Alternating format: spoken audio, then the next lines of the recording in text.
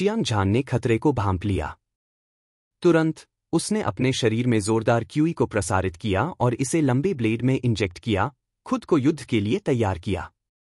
1 दर्जन सांसों के बाद घने कोहरे में एक विशाल अजगर दिखाई दिया। यह दर्जनों मीटर लंबा और एक बाल्टी जितना मोटा था। इसका शरीर काले तराजू से ढका हुआ था और यह चौड़ा खुला हुआ था। इसने लोगों को यह एहसास दिलाया कि इसका उल्टा तराजू चाकू की तरह नुकीला है। कहने की जरूरत नहीं है, यह एक सुपर रैंक एक राक्षस जानवर था। आयरन स्केल्ड पाइथन भी इस बार चियांग झान और लुओजी के शिकार का लक्ष्य था। हिस हिस। आयरन स्केल्ड पाइथन तब तक आगे बढ़ता रहा जब तक कि वह चियांग झान से लगभग 5 मीटर दूर नहीं हो गया और रुक गया। इसकी 2 आंखें एक क्रूर और खूनी नजर से टिमटिमा रही थीं। इसके मुंह में लाल सांप की जीभ फड़फड़ाती और बाहर निकलती रही, लगातार एक तीखी और चुभने वाली आवाज निकालती रही जिससे लोग डर से कांप उठते। लुओजी, तुम्हें सावधान रहना होगा। चियांग झान ने ठंडी मुस्कान दी। उसकी आंखें ब्लेड की तरह थीं और उसकी हत्या करने की मंशा बहुत गहरी थी। उसने दोनों हाथों से कृपाण को पकड़ा और हवा में घुमाया। झपट्टा। ठंडी रोशनी की एक किरण जो बिजली के बोल्ट की तरह थी, शून्य को पार करके आयरन स्केल्ड पाइथन की ओर बढ़ी। पाह! आयरन स्केल्ड पाइथन का सांप का सिर नहीं हिला। यह अपनी सांप की पूंछ के साथ हवा में बह गया और इसमें एक उभरती हुई राक्षसी आभा थी। हवा में टूटते हुए लोहे के चाबुक की तरह इसने सीधे कृपाण की रोशनी को चकनाचूर कर दिया। अगले ही पल इसने अपनी सांप की जीभ बाहर थूक दी। एक गहरे हरे रंग के तरल पदार्थ से एक दुर्गंध निकल रही थी, जैसे कि पानी की बंदूक से गोली चलाई गई हो। इसने चियांग झान पर भयंकर हमला किया। चियांग झान जानता था कि आयरन स्केल्ड पाइथन में घातक जहर है, इसलिए वह स्वाभाविक रूप से लापरवाही करने की हिम्मत नहीं करेगा। एक फ्लैश के साथ उसने जहरीले हमले को चकमा दिया। तुरंत गहरे हरे रंग का जहरीला तरल पदार्थ चट्टान पर गिर गया। एक तीखी आवाज सुनाई दी और इसने चट्टान को भी जंग लगा दिया, जिससे चट्टान से हरा धुआं निकलने लगा। बिजली की उंगली। यह दृश्य देखकर चियांग झान ने ठंडी हवा में सांस ली। हालांकि वह चौंक गया था, लेकिन वह शांत और संयमित था। उसने अपनी उंगली बाहर की ओर उठाई। ची! एक उंगली की ऊर्जा जो एक दिव्य इंद्रधनुष की तरह थी, सूरज को चीरती हुई, और यह मक्खन को चीरती हुई एक गर्म चाकू की तरह शून्य को चीरती हुई निकल गई। इसका लक्ष्य आयरन स्केल्ड पाइथन का सिर था। आयरन स्केल्ड पाइथन ने सैकड़ों लड़ाइयों का अनुभव किया था। यह हमले की ताकत को पहचानने में सक्षम था, और जब उंगली की ऊर्जा की हत्या का सामना करना पड़ा, तो न केवल इसका चकमा देने का कोई इरादा नहीं था, बल्कि इसके बजाय इसका साफ शरीर कांप उठा।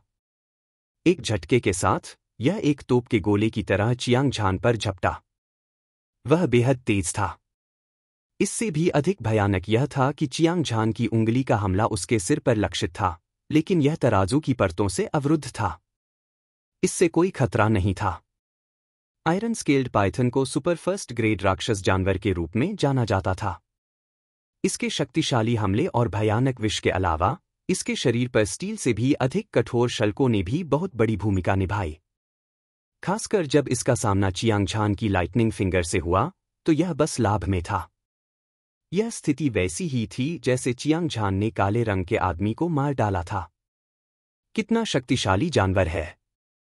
चियांग झान ने एक लंबी दहाड़ लगाई। जब उसने देखा कि आयरन स्केल्ड पाइथन उस पर झपट रहा है, तो उसने अपनी सांप जैसी जीभ को हिलाया और तीर की तरह विष उगल दिया। उसने जल्दी से हमले को चकमा दिया और अपने ब्लेड से वार किया। कचा! कृपाण की रोशनी चमकी और आयरन स्केल्ड पाइथन के सिर पर लगी। तुरंत शल्क गिर गए और खून आसमान में उछल पड़ा, जो खून की बारिश में बदल गया और घाटी में गिर गया। हिस! हिस! आयरन स्केल्ड पाइथन दर्द में था। उसने अपने सांप के शरीर को हिंसक रूप से घुमाया, उसके नीचे की चट्टान को चूर्ण में बदल दिया। उसकी आंखों में खूनी रोशनी चमक रही थी, जैसे कोई उग्र ड्रैगन चियांग झान का पागलों की तरह पीछा कर रहा हो।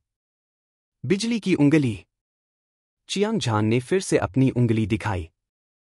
इस बार उसने अपना सबक सीख लिया था। उसने फिर से आयरन स्केल्ड पाइथन के सिर पर हमला नहीं किया। इसके बजाय उसने अपना लक्ष्य आयरन स्केल्ड पाइथन की आंखों पर टिका दिया। मानव मार्शल आर्टिस्ट के लिए सिर एक घातक बिंदु था। हालांकि आयरन स्केल्ड पाइथन पर तराजू की परतें कवच की परतों की तरह थीं। यह बेकार था। हालांकि आंखों में उन्हें बचाने के लिए तराजू नहीं थे। जब तक यह अपने लक्ष्य पर लगता तब तक यह गंभीर क्षति पहुंचाता। पुची। जैसा कि अपेक्षित था, जैसा कि चियांग झान ने उम्मीद की थी, उंगली आसमान में उड़ गई और एक चमक में आ गई। यह आयरन स्केल्ड पाइथन की आंख पर लगी, जिससे खून की बारिश होने लगी। इस समय आयरन स्केल्ड पाइथन पूरी तरह से पागल हो चुका था। उसके मुंह से लगातार जहर निकल रहा था और एक विशाल सांप की पूंछ चारों ओर फैल गई। जहां भी वह गुजरा, वहां पूरी तरह से गंदगी फैल गई। हर जगह चट्टानें उड़ रही थीं और दृश्य पूरी तरह से गड़बड़ था। चियांग झान चकमा देते हुए जवाबी हमला करना नहीं भूला। एक के बाद एक ब्लेड की रोशनी मक्खन को काटने वाले गर्म चाकू की तरह थी। यह अविनाशी था और यह आयरन स्केल्ड पाइथन के शरीर पर वार करता रहा, जिससे हर जगह खून फैल गया। यह क्रूर और सांस रोक देने वाला था। केवल अफसोस की बात यह थी कि आयरन स्केल्ड पाइथन अपने सांप के सिर को घुमाता रहा। वह अब बिजली की उंगली का उपयोग करके उसकी आंख को घायल नहीं कर सकता था, या फिर वह उसे एक ही वार में मार सकता था। धमाका। युद्ध के बीच में आयरन स्केल्ड पाइथन की सांप की पूंछ मुड़ गई और एक विशाल चट्टान आसमान में उड़ गई। यह चियांग झान की ओर एक भयंकर हवा के साथ बढ़ रही थी। एक ही वार में तुम्हारा सिर काट डालूंगा।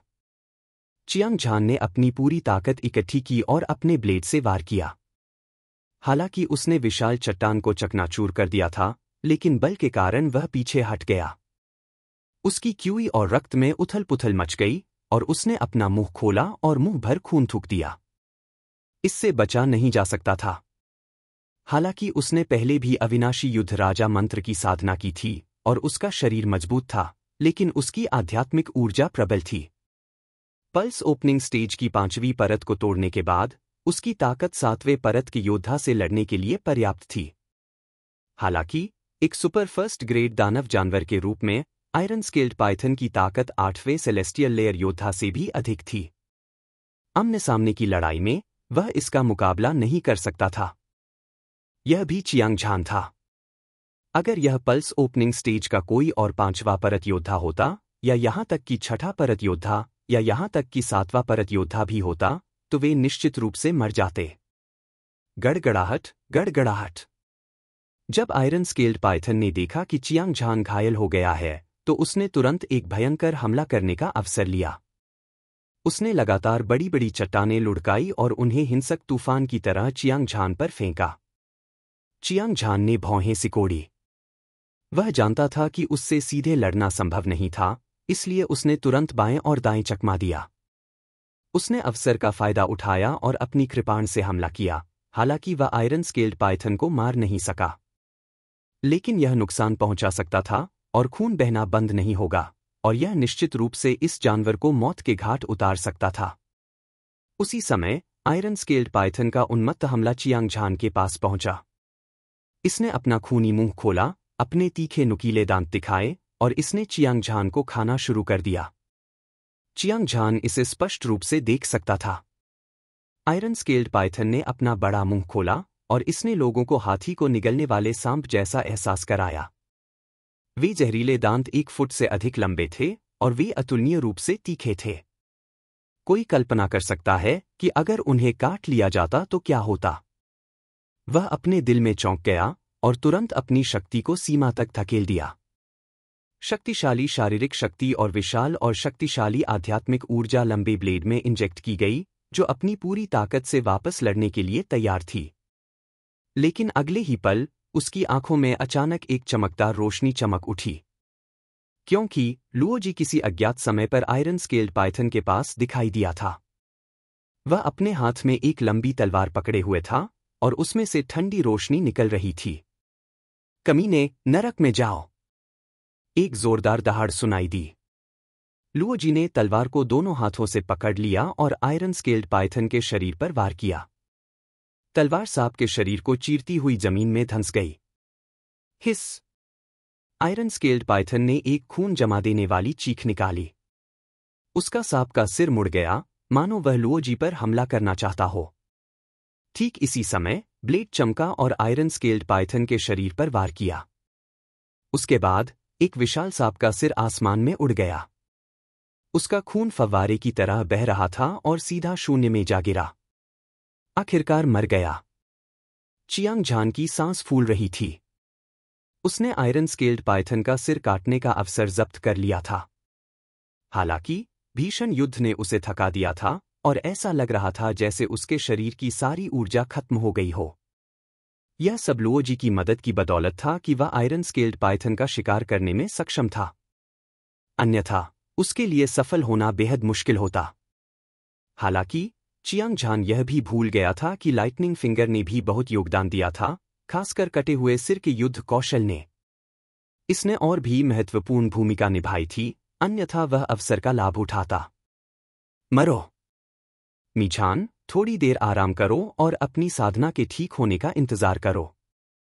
फिर हम संप्रदाय में वापस जा सकते हैं और अपने पुरस्कार प्राप्त कर सकते हैं, लुओजी ने ठहाका लगाया।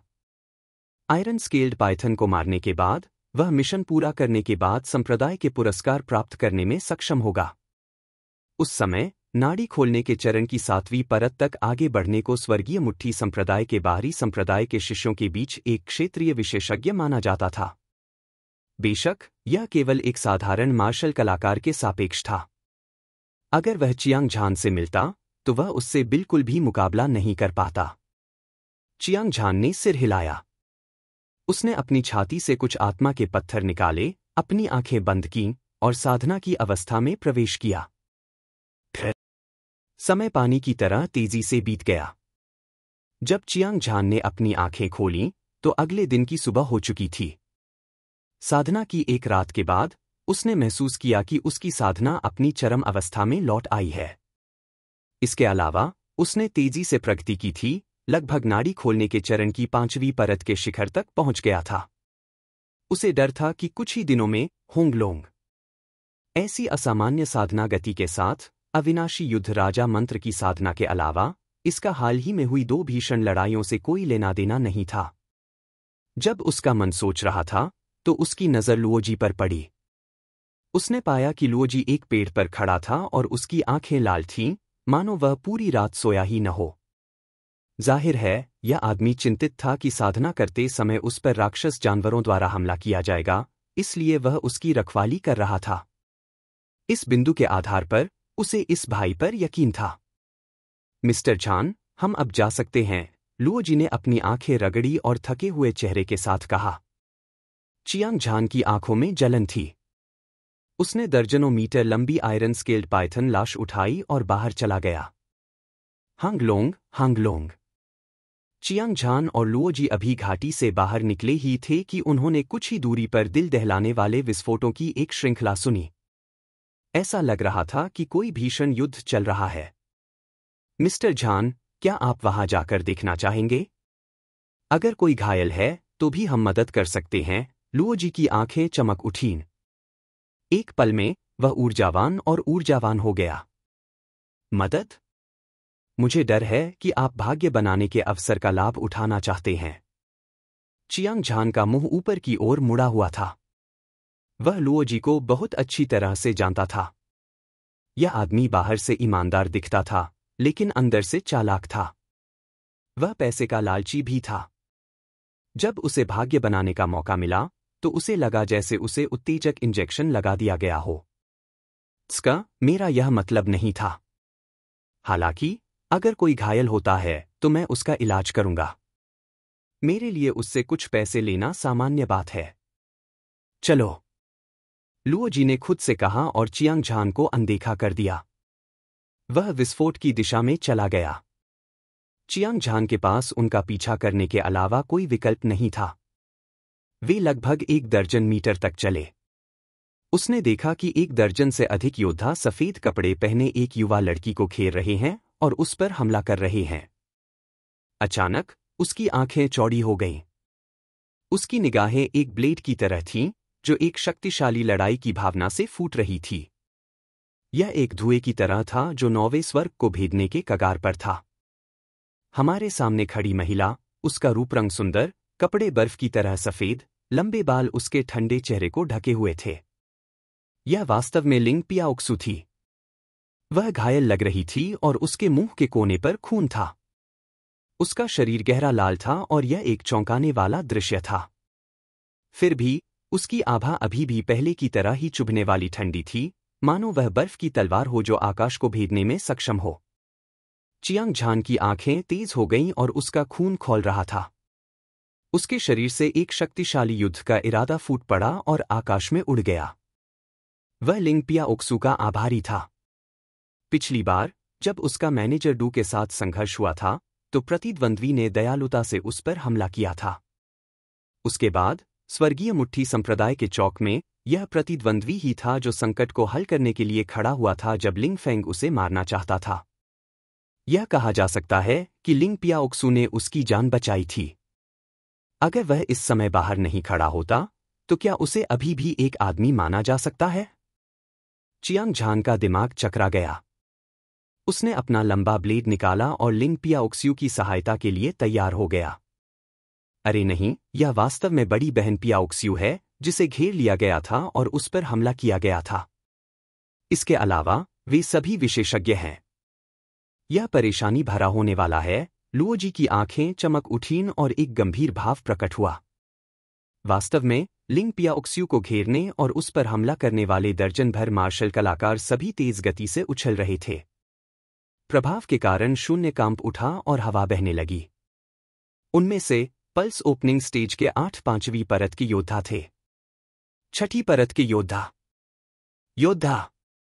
5, 3 7वीं परत के योद्धा और 2 8वें स्वर्ग के योद्धा। इसके अलावा एक बैंगनी कपड़े पहने युवक भी था। वह लंबा और सीधा था और उसकी अभिव्यक्ति ठंडी थी। उसकी 2 तलवारनुमा भौहें उसकी कनपटियों की ओर झुकी हुई थीं और उसकी आंखें सितारों की तरह चमक रही थीं। वह बस वहां आराम से खड़ा था और जानबूझकर अपनी आभा नहीं छोड़ी। हालांकि इससे लोगों को खतरे का एक मजबूत एहसास हुआ।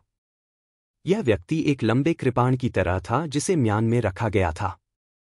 यह तेज और अतुलनीय रूप से तेज था और यह स्पष्ट था कि उसने स्वाभाविक रूप से अपनी आभा बनाई थी।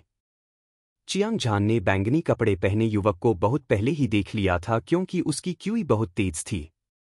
इस प्रभावशाली तरीके से वह पागलों की तरह दौड़ने में सक्षम था और अजेय था। उसे एक अस्पष्ट अनुभूति हुई कि बैंगनी कपड़े पहने युवक की ताकत निश्चित रूप से लिंग पियाओक्सु से कम नहीं थी। भले ही उसकी तुलना स्वर्गीय मुट्ठी संप्रदाय के बाहरी संप्रदाय के नंबर 1 विशेषज्ञ लिंग फेंग से की जाए, वह किसी भी तरह से कमजोर नहीं होगा। यह ठीक इसी व्यक्ति की उपस्थिति के कारण था कि उसने तुरंत हमला नहीं किया। वह बस इंतजार करता रहा और देखता रहा। लिंग पियाओक्सु, अगर तुम मरना नहीं चाहती हो तो आत्मा संघनित घास को सौंप दो, अन्यथा पार्गेट्री पर्वत श्रृंखला तुम्हारी कब्रगाह बन जाएगी। बैंगनी वस्त्र पहने युवक की भौहें ठंडी और जानलेवा थीं। उसकी ठंडी आवाज धमकी से भरी थी और यह पूरे पहाड़ी जंगल में गूंज रही थी। लुओ जिंगयुन, तुम दिव्य चाकू संप्रदाय के बाहरी संप्रदाय के नंबर 1 विशेषज्ञ हो। अगर तुम एक पर एक लड़ने की क्षमता रखते हो तो तुम केवल अपने संख्यात्मक लाभ पर भरोसा कर सकते हो।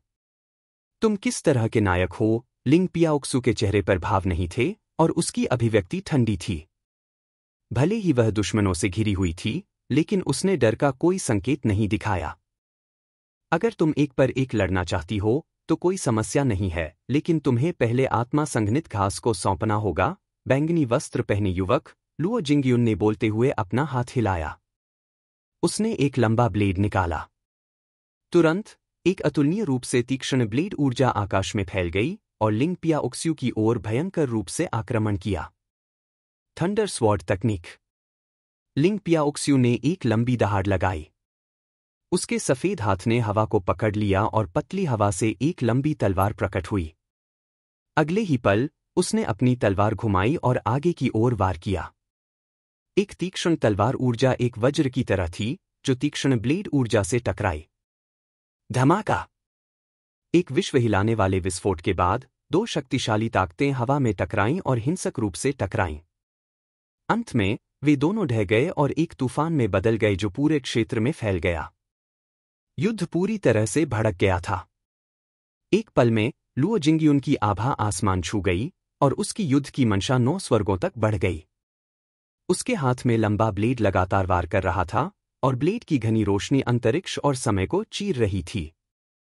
यह मक्खन को चीरता हुआ एक गर्म चाकू जैसा था, क्योंकि इसने लिंग पियाओक्सु पर भयंकर हमला किया। आसपास के अन्य विशेषज्ञ भी एक शक्तिशाली ऊर्जा के साथ भड़क उठे। मुट्ठी की हवा चीख उठी और ताड़ की छाया एक पहाड़ की तरह थी। ब्लेड की रोशनी और तलवार की ऊर्जा ने आकाश को ढक दिया और पृथ्वी को ढक दिया, जिससे हर जगह तबाही मच गई। बढ़ती हुई आत्मा ऊर्जा एक पहाड़ की बाढ़ की तरह थी जो फूट पड़ी, जिसने युद्ध के मैदान को भव्य तरीके से भर दिया। लिंग पियाओक्सु को फिर से देखते हुए उसके हाथ में लंबी तलवार हवा में कांपने लगी। तलवार की बेजोड़ ऊर्जा ने धरती पर प्रहार किया था। इसे रोका नहीं जा सकता था। हांगलोंग, विस्फोटों की गड़गड़ाहट भरी आवाजें उठती और गिरती रहीं। आवाज अंतहीन थी। पलक झपकते ही तलवार क्यूई से 4 या 5 विशेषज्ञ गंभीर रूप से घायल हो गए। वे गंभीर रूप से घायल हो गए। हालांकि चाहे वह कितनी भी शक्तिशाली क्यों न हो, वह उन सभी के खिलाफ अकेले नहीं लड़ सकती थी। इसके अलावा लुओ जिंगयुन की ताकत उससे कम नहीं थी। इस तथ्य को जोड़ते हुए कि उसके पास संख्या में लाभ था, वह जल्द ही एक असुविधाजनक स्थिति में आ गई। उसके मुंह से पागलों की तरह खून बह रहा था। उसकी स्थिति अपनी सीमा तक पहुंच गई थी। लुओ जी, पहले लोहे के स्केल वाले अजगर को संप्रदाय में वापस लाओ। मैं जाकर लिंग पियाओक्सु की सहायता करूंगा। चियांग झान ने लोहे के स्केल वाले अजगर को लुओ जी की ओर फेंका और गंभीर भाव से कहा, मिस्टर झान, मैं आपकी मदद के लिए आपके साथ चलूंगा। लुओ जी ने अपना सिर हिलाया। जाहिर है वह चियांग झान के साथ लड़ना चाहता था।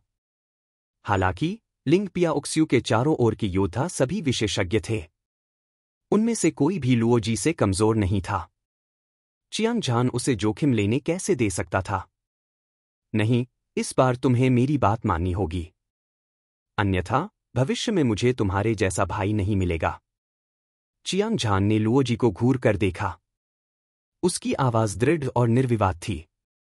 चियांग झान को क्रोधित होते देख लुओ जी ने आह भरी। उसने आयरन स्केल्ड पाइथन को खींच लिया और जाने के लिए मुड़ गया। पब फ्यूचर द्वारा विज्ञापन। लगभग उसी समय चियांग झान का शरीर चमक उठा। हवा और बिजली की तरह वह युद्ध के मैदान की ओर भागा।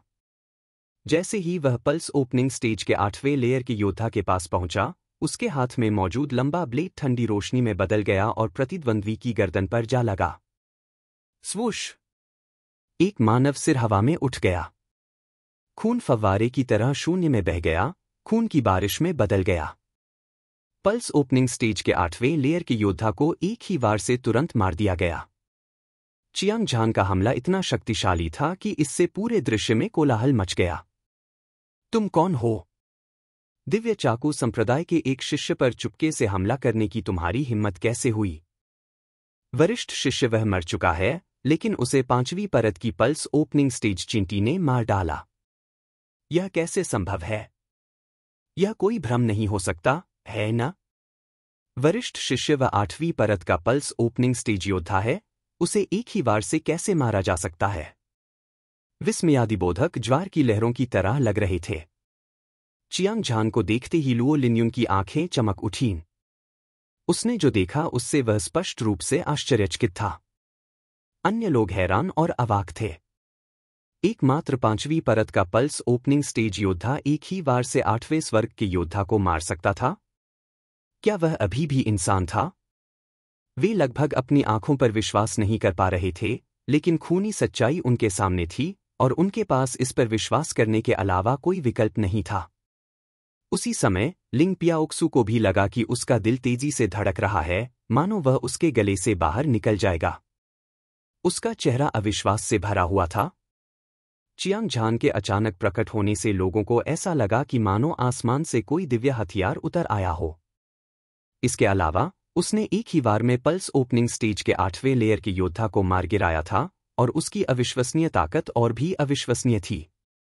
सबसे महत्वपूर्ण बात यह है कि लिंग पियाओक्सू ने चियांग झान को लगातार 3 बार देखा था। उसका साधना आधार तेजी से आगे बढ़ा था और उसकी गति इतनी तेज थी कि पूरे समृद्ध बल साम्राज्य में कोई भी उसका मुकाबला नहीं कर सकता था। स्वर्गीय मुट्ठी संप्रदाय की तो बात ही छोड़िए। यह ठीक इसी वजह से था कि लिंग पियाओक्सू ने बार बार उसकी मदद की थी।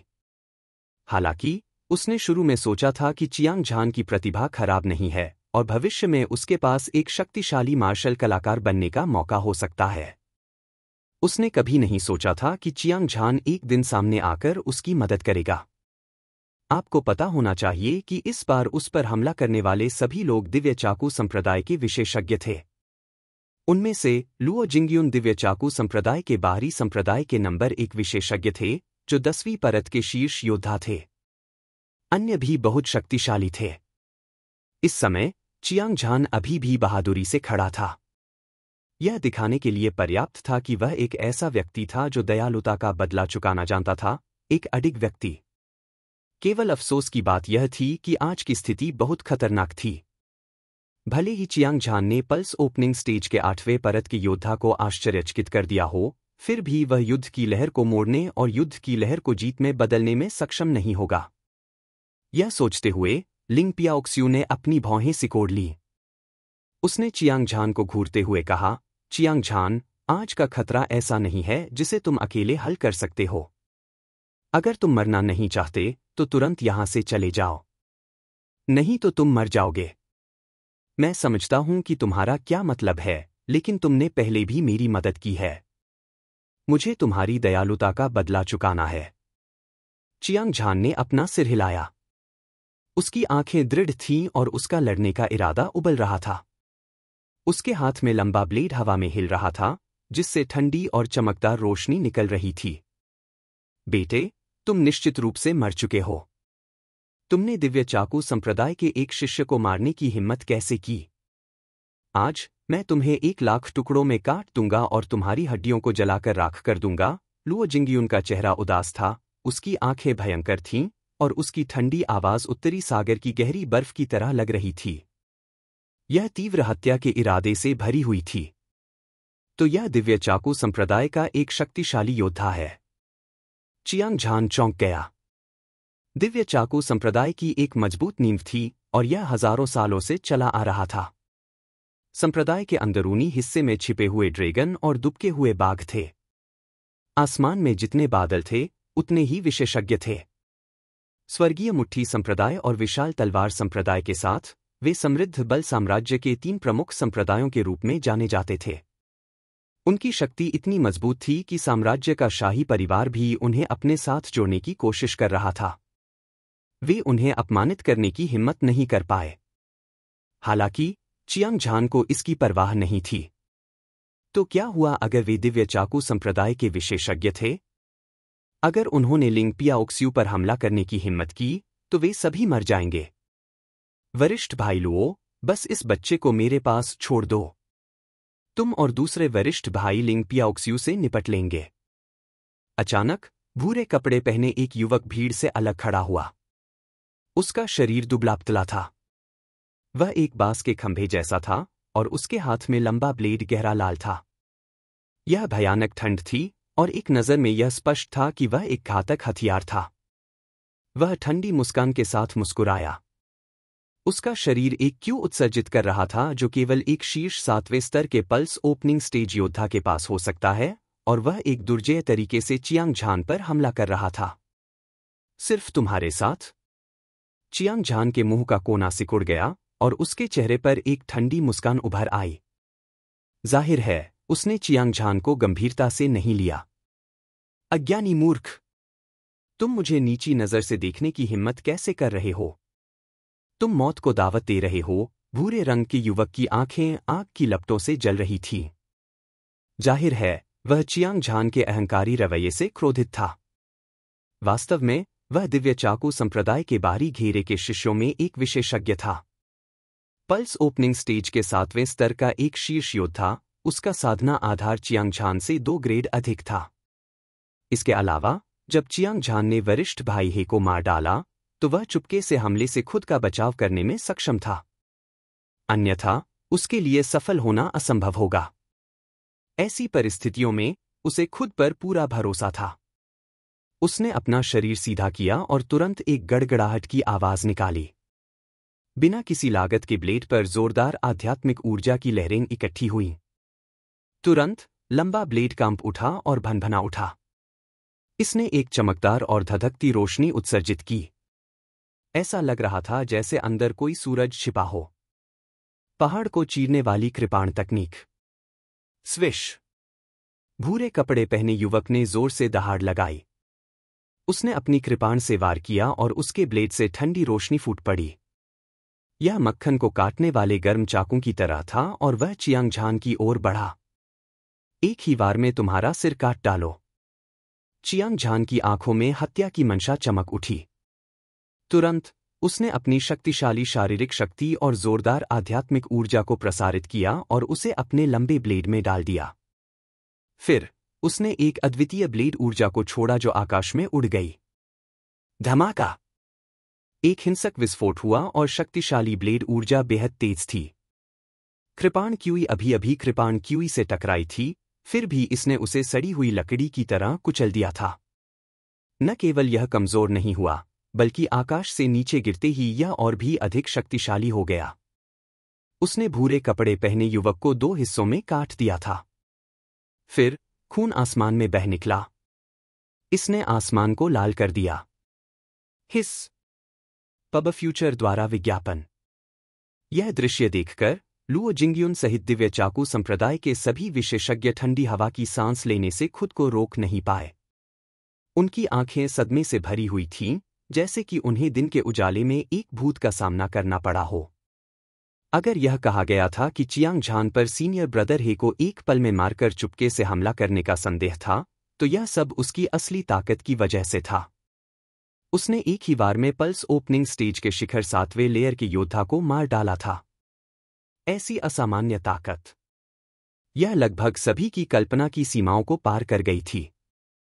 आश्चर्य, सदमा, अविश्वास। लुओ जिंगयुन और दिव्य चाकू संप्रदाय के अन्य विशेषज्ञों ने अपनी आंखों से खूनी दृश्य देखा। उन्हें लगा जैसे उनके दिल फटने वाले हैं। किसी को यह जानना चाहिए कि समृद्ध बल साम्राज्य में प्रमुख संप्रदायों के शिष्यों में एक ही क्षेत्र के सभी अजेय योद्धा कुलीन रैंकिंग के विशेषज्ञ थे। जो लोग उच्च क्षेत्र के लोगों को चुनौती दे सकते थे उन्हें प्रतिभाशाली कहा जाता था। हालांकि तीनों प्रमुख संप्रदायों की नींव मजबूत थी और विशेषज्ञ बादलों की तरह आम थे, लेकिन एक प्रतिभाशाली शिष्य को देखना बेहद दुर्लभ था। एक बार इस तरह का व्यक्ति दिखाई देने पर वह तुरंत उच्च अधिकारियों का ध्यान आकर्षित करता था और वे उसका पोषण करने पर ध्यान केंद्रित करते थे। इसके अलावा हर प्रमुख संप्रदाय में ऐसे लोग होते थे जो विशेष रूप से जानकारी के बारे में पूछताछ करते थे। वे यह कहने की हिम्मत नहीं कर पाए कि वे अन्य संप्रदायों के सभी रहस्यों को समझ पाएंगे, लेकिन कुलीन रैंकिंग के विशेषज्ञ, कुछ प्रतिभाशाली शिष्य भी थे जो के बारे में सब कुछ अच्छी तरह से जानते थे। इन शिष्यों को एक दूसरे के बारे में भी कुछ समझ थी। तार्किक रूप से कहें तो चियांग झान के शीर्ष 5वीं परत पल्स ओपनिंग स्टेज साधना आधार के साथ, वह साधना आधार में एक छलांग के साथ पल्स ओपनिंग स्टेज योद्धाओं के 8वें परत को तुरंत मार सकता था।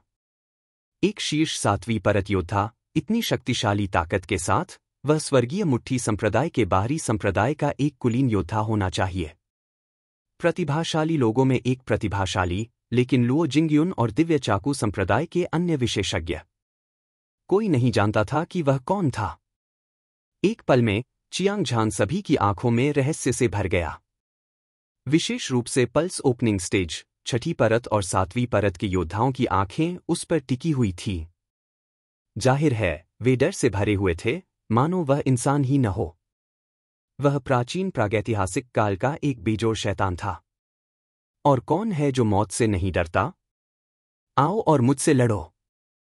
चियांग झान ने लगातार 2 लोगों को मार डाला था। उसकी शक्ति ने पूरे स्थान को हिलाकर रख दिया।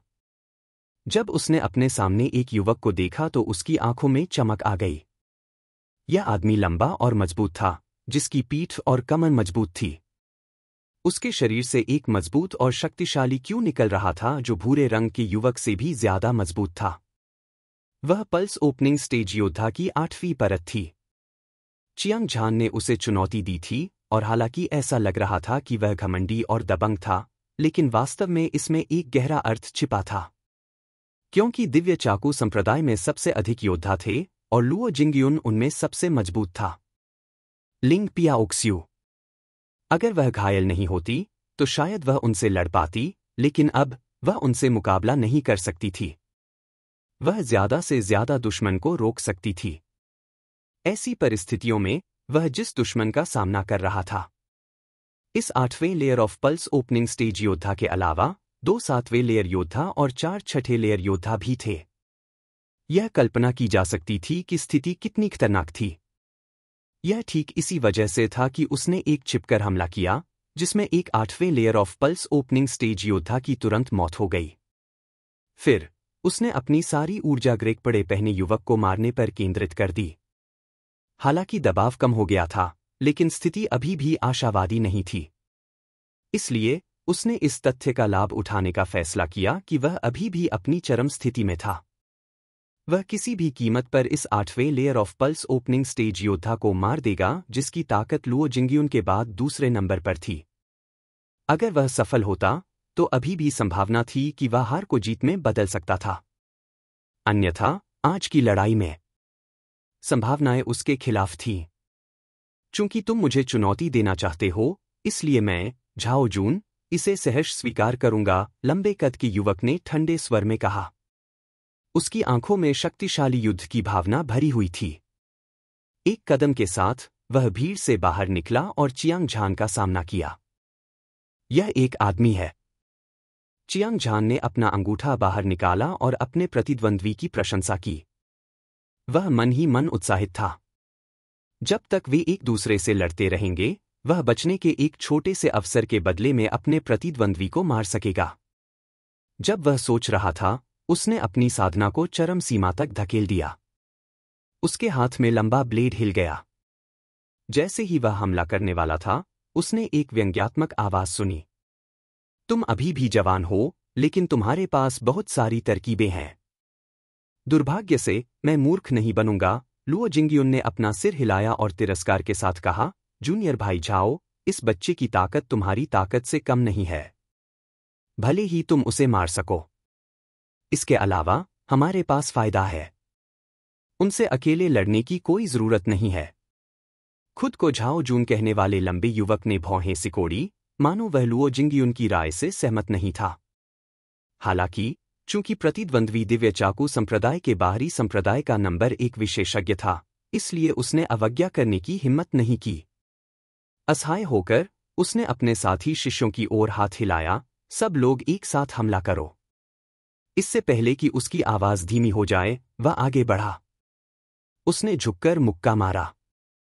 उसका मुक्का शक्तिशाली और दबंग था। ऊर्जा की लहरें लोहे की धारा की तरह चियांग झान की ओर बढ़ी।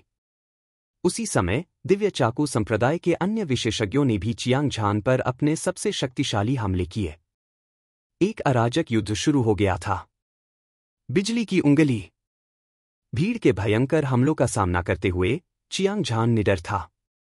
उसकी लड़ाई की मंशा आसमान तक बढ़ गई। उसने अपने बाएं हाथ की उंगली से बार बार इशारा किया। Sizzle, sizzle, sizzle. एक के बाद एक उसकी उंगलियां मक्खन को काटते हुए गर्म चाकू की तरह शून्य को काटती रहीं। यह एक हिंसक तूफान की तरह था। जैसे ही वे भीड़ की ओर बढ़े, 2 pulse opening stage 6th layer योद्धा मौके पर ही गंभीर रूप से घायल हो गए। वे मौत के कगार पर थे। अगले ही पल उसने अपने हाथ में लंबा ब्लेड लहराया और एक तेज और भयंकर ब्लेड ऊर्जा बाहर निकली, जो झाओ जून के मुक्के से टकराई। गड़गड़ाहट। एक बहरा विस्फोट हुआ। ब्लेड ऊर्जा बिखर गई और मुट्ठी ऊर्जा ढह गई। भयानक ऊर्जा ने हर जगह तबाही मचा दी, जिससे जगह हिंसक रूप से कांपने लगी। युद्ध के मैदान में चियांग झान और झाओ जून ने एक दूसरे पर वार किया। दोनों ने कुछ कदम पीछे हटे और वे बराबरी पर थे। दिव्य चाकू संप्रदाय के कुछ विशेषज्ञ जिन्होंने यह दृश्य देखा, वे मदद नहीं कर सके और विस्मय में डूब गए। चियांग झान की ताकत उनकी कल्पना से परे थी, लेकिन इसने उनकी लड़ाई की भावना को भी प्रज्वलित कर दिया था। उनमें से हर एक ने अपनी शक्ति को सीमा तक धकेल दिया और अपने सबसे शक्तिशाली युद्ध कौशल को उजागर किया। एक उन्मत्त हमला। पूरे युद्ध क्षेत्र में जबरदस्त ऊर्जा भर गई। झाओ जून भी चियांग झान की शक्तिशाली ताकत से बहुत हैरान था और उसकी आंखें अभूतपूर्व रूप से गंभीर हो गईं। क्रूर बाघ मुट्ठी। धमाका। उसने बिना कुछ रोके पल्स ओपनिंग स्टेज के 8वें लेयर के योद्धा की ताकत को दिखाया और दूसरा मुक्का मारा। शक्तिशाली आध्यात्मिक ऊर्जा समुद्र की लहरों की तरह अंतरिक्ष में बह गई, एक भयंकर बाघ के प्रेत में संघनित हो गई। उसने अपने नुकीले दांत दिखाए और अपने पंजे लहराते हुए चियांग झान पर झपटा। शक्तिशाली ऊर्जा दबाव के कारण आसपास की हवा और बादल उमड़ पड़े। हवा उबल रही थी। चियांग झान ने अभी अभी झाओ जून से सीधे मुकाबला किया था और वह पहले से ही अपने शरीर में खून और क्यूई को महसूस कर सकता था। उसके पांचों विसरा बहुत दर्द में थे और अब दिव्य चाकू संप्रदाय के कुछ विशेषज्ञ उस पर पागलपन से हमला कर रहे थे। उसके चारों ओर मुट्ठियों से हवा बह रही थी और हथेलियों की परछाइयां फैल रही थी। ब्लेड की रोशनी और तलवार की क्यूई उसकी ओर बढ़ रही थी। इससे पहले कि वह करीब पहुंच पाता, वह दबाव से पीछे हट गया और उसने मुंह से खून की एक बूंद निकाली। हालांकि वह घायल था, लेकिन उसने कोई डर नहीं दिखाया। जितना ज्यादा वह लड़ता गया, उतना ही वह साहसी होता गया। उसके हाथ में मौजूद लंबी तलवार हवा में घुस गई और एक शक्तिशाली कृपाण ऊर्जा फूट पड़ी, जिसने आकाश से उतरे भयंकर बाघ की प्रेत छवि को कुचल दिया। धमाका, धमाका, धमाका। हवा में चौंकाने वाली तेज आवाजें गूंजती रहीं। हालांकि चियांग झान ने झाओ जून के हमले को रोक दिया था, लेकिन वह उड़ गया। उसके मुंह से बेकाबू होकर खून बहने लगा और वह जमीन पर गिर पड़ा। चियांग झान। लिंग पियाओक्स्यू के मुंह से आश्चर्य की चीख निकली। उसने देखा कि चियांग झान गंभीर रूप से घायल हो गया था। मौत के कगार पर उसके ठंडे चेहरे पर एक चिंताजनक भाव उभर आया। फिर उसके हाथ में मौजूद लंबी तलवार शून्य को चीरती हुई एक ठंडी किरण में बदल गई जो लुओ जिंगयुन की ओर जा रही थी। वह अपने प्रतिद्वंद्वी को पीछे धकेलना चाहती थी और चियांग झान को बचाना चाहती थी।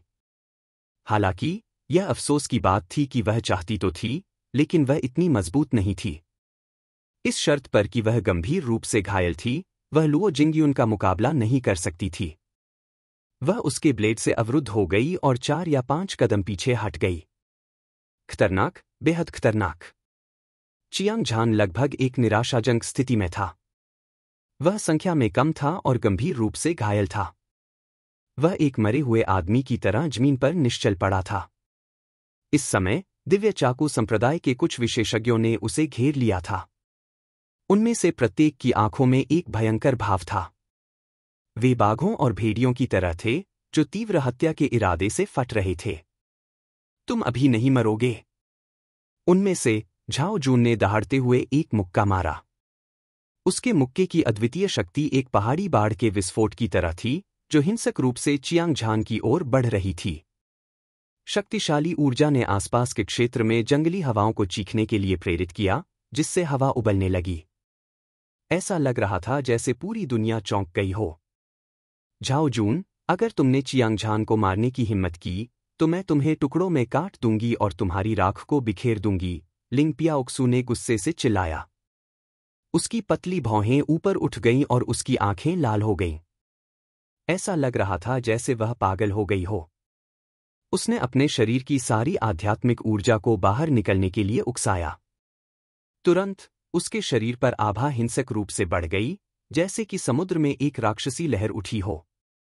ऐसा लग रहा था जैसे पहाड़ और समुद्र ढह रहे हों और यह सीधे आसमान में जा गिरे। गड़गड़ाहट, गड़गड़ाहट। इस युद्ध के मैदान के आसपास का स्थान उसकी दमनकारी आभा का सामना करने में असमर्थ लग रहा था और किसी भी क्षण ढहने वाला था। तलवार के साथ एक लिंग पियाओक्सू की लंबी दहाड़ के साथ उसने अपनी तलवार से वार किया। तलवार क्यूई इंद्रधनुष की तरह थी। यह अजेय थी, सीधे लुओ जिंगयुन को हरा रही थी। फिर उसका रूप चमक उठा।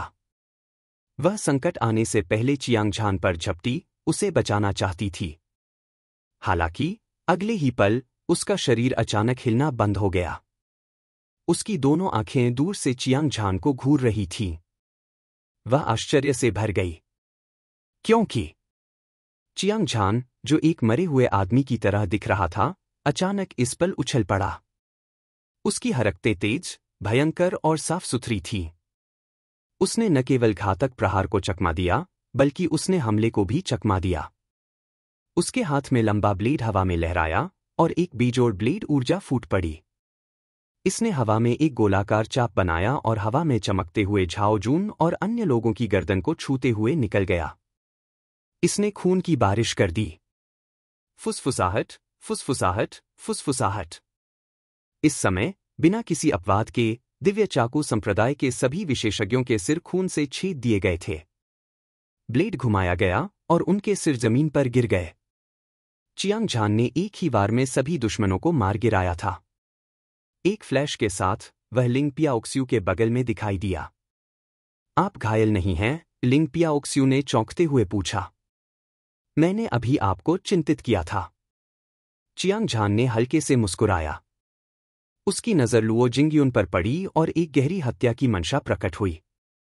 आप घायल कैसे नहीं हो सकते? लुओ जिंगयुन की भौहें कसकर सिकुड़ी हुई थीं, उसकी आंखें अविश्वास से भरी हुई थीं। वह लगभग समझ नहीं पा रहा था। चियांग झान केवल पल्स ओपनिंग स्टेज के 5वें स्तर का एक शीर्ष योद्धा था। ऐसा भाग्य भुगतना। दिव्य चाकू संप्रदाय। इतने सारे शक्तिशाली योद्धाओं के एक साथ हमला करने के बाद वह वास्तव में ऊर्जा से भरपूर था। बिल्कुल भी घायल नहीं हुआ। इससे भी अधिक भयानक बात यह थी कि चियांग झान एक मृत व्यक्ति होने का नाटक कर रहा था। उसने सभी को धोखा दिया था और एक ही झटके में दिव्य चाकू संप्रदाय के सभी विशेषज्ञों को मार डाला था। उसने युद्ध का रुख मोड़ दिया था, हार को जीत में बदल दिया था। अब वह अकेला बचा था। हालांकि वह चियांग झान और लिंग पियाओक्स्यू से नहीं डरता था, लेकिन उसके द्वारा आत्मा संघनक घास छीनने की संभावना बहुत कम थी। अपने विचारों के बीच लुओ जिंगयुन ने अपना सिर हिलाया और एक उदास भाव के साथ कहा, बच्चे, मैं यह स्कोर याद रखूंगा। जब हम भविष्य में फिर से मिलेंगे तो मैं निश्चित रूप से आपके कुत्ते की जान ले लूंगा। उसकी ठंडी आवाज आसमान में गूंज उठी। उसका शरीर हवा की तरह उड़ गया और एक सेकंड में विशाल जंगल में गायब हो गया। वाह! चियांग झान का शरीर डगमगाया और उसके मुंह से खून बहने लगा। दिव्य चाकू संप्रदाय के विशेषज्ञों के संयुक्त हमले ने उसे पहले ही गंभीर रूप से घायल कर दिया था। साथ ही उसने अपने कुछ जवाबी हमलों की परवाह नहीं की। हालांकि यह एक आश्चर्यजनक हमला था, फिर भी वह झाओ जून और अन्य को एक ही झटके में मारने में कामयाब रहा।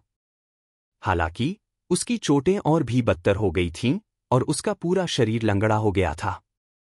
ऐसा लग रहा था जैसे उसकी सारी ताकत खत्म हो गई हो। यही कारण भी था कि वह अब तक टिके रहने में सक्षम था। उसने अविनाशी युद्ध राजा मंत्र की साधना की थी और उसका शरीर बेहद मजबूत था। उसका बचाव आश्चर्यजनक था और यही कारण था कि वह अब तक टिके रहने में सक्षम था।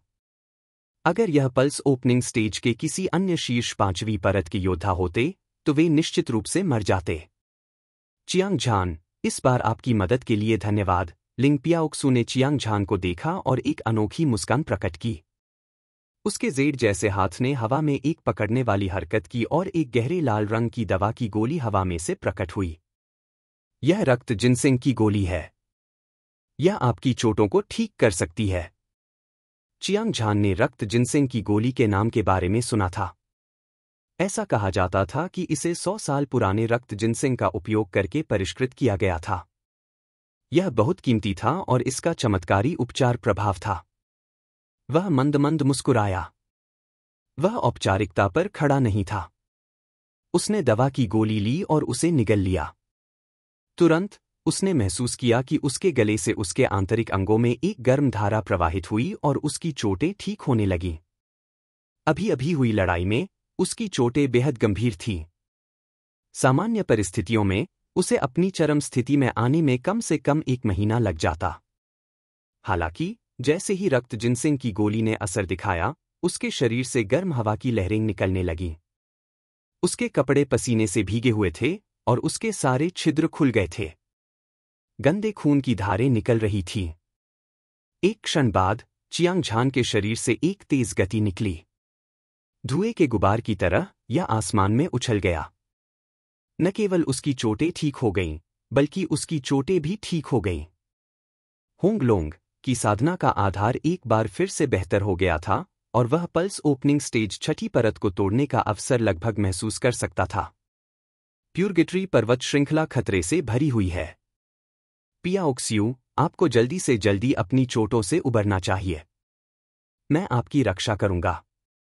चियांग झान की आंखों में एक चमकदार रोशनी चमकी जब उसने लिंग पियाओक्स्यू को देखा और कहा।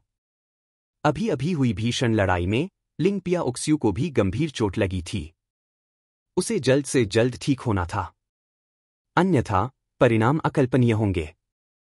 इसके अलावा राक्षसी जानवर प्यूरगेटरी पर्वत श्रृंखला में हर जगह थे और उन पर कभी भी हमला किया जा सकता था, या फिर उन्हें दूसरे विशेषज्ञों द्वारा मार दिया जा सकता था और लूटा जा सकता था, इसलिए उसे सावधान रहना था। तो मुझे तुम्हें परेशान करना पड़ेगा। लिंग पियाओक्स्यू की आंखों में आश्चर्य की झलक दिखाई दी और फिर उसने सिर हिलाया। उसने एक ब्लड जिनसिंग की गोली निगल ली और उसकी हालत चियांग झान जैसी ही थी।